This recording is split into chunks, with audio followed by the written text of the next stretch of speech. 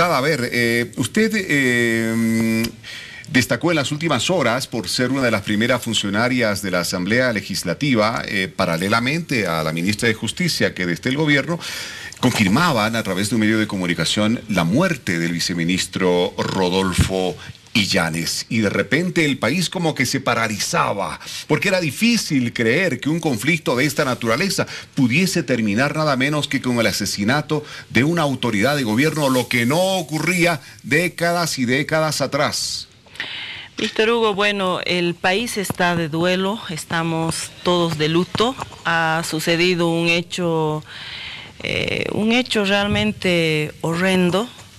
Es el crimen de una alta autoridad que por primera vez en la historia del país, ni en las épocas neoliberales, ni en las épocas de la dictadura, una autoridad del Estado que ante un conflicto se presenta buscando el diálogo, es secuestrado, es torturado y luego es asesinado.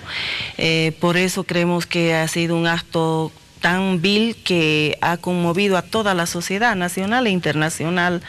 En el mundo entero se está replicando esta información, han estado mandando sus mensajes de condolencias. Es algo que no puede repetirse más en Bolivia, es un hecho terrible. Efectivamente, el día de ayer ya todos movilizados, preocupados ante la información del secuestro del viceministro, nos movilizamos y llegó un momento en que la prensa nos convocaba y nos llamaba, hasta que fue el Ejecutivo que nos instruyó que pudiéramos ya informar sobre una verdad que no queríamos hasta ese momento reconocer, porque teníamos la esperanza que pudiera estar vivo, y bueno, ya se nos oficializó la muerte. Entonces salimos a dar esta información, tanto la viceministra de Justicia como mi persona.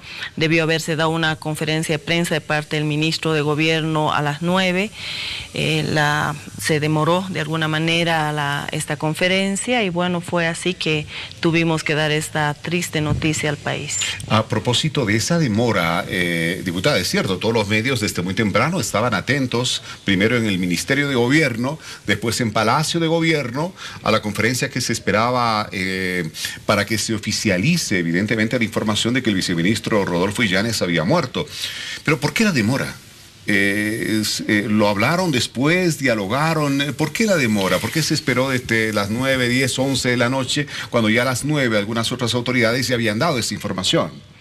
Desconozco exactamente, yo no estaba en esa instancia, ¿no es cierto? Estaban en una evaluación, nuestras primeras autoridades estaban analizando, recibiendo la información, ¿no? Entonces, un asunto muy delicado, había muy delicado que confirmar por todas las vías posibles lo que había ocurrido. Así es.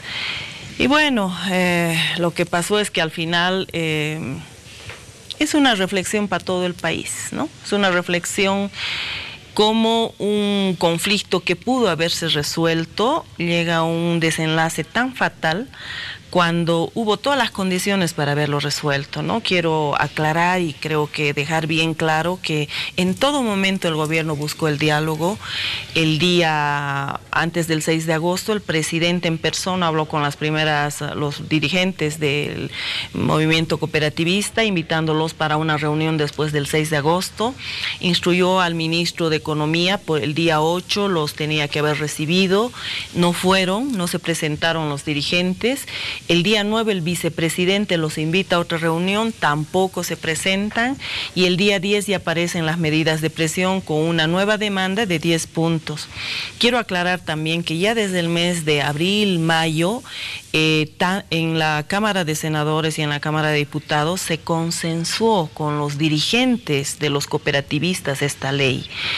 Se llegó a un acuerdo, fue un proceso donde se reflexionó con ellos y se llegó a un consenso, o sea, no fue una ley en consulta, fue una ley que se trabajó con ellos.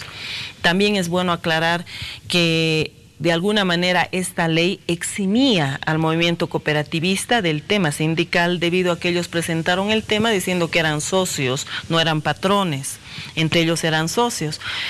Aunque nosotros sabemos que muchos de los sectores, ¿cuántos serán realmente socios? A los que veíamos, por ejemplo, en las imágenes que ustedes han mostrado, muchos de ellos son trabajadores, son personal contratado por los cooperativistas. Entonces, estaban cuestionando el movimiento cooperativista, un tema que es absolutamente constitucional.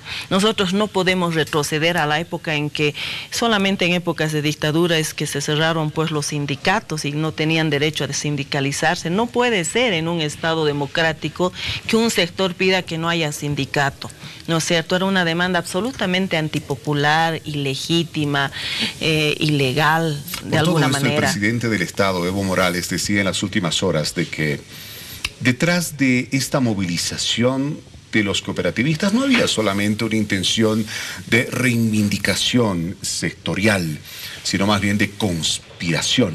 Se está conspirando contra el gobierno, decía el presidente.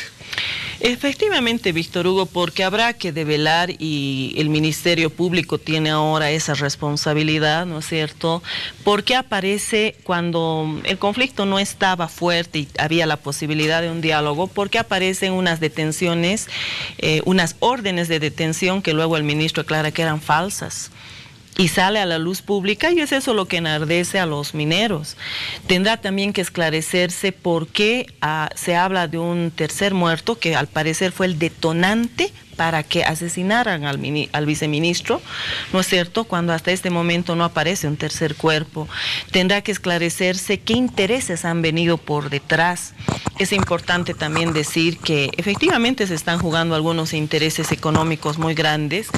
El sector cooperativo minero es un sector privilegiado que ha tenido del Estado durante muchos años, muchos dones, podríamos decir, ¿no? Se les ha concedido muchas cosas.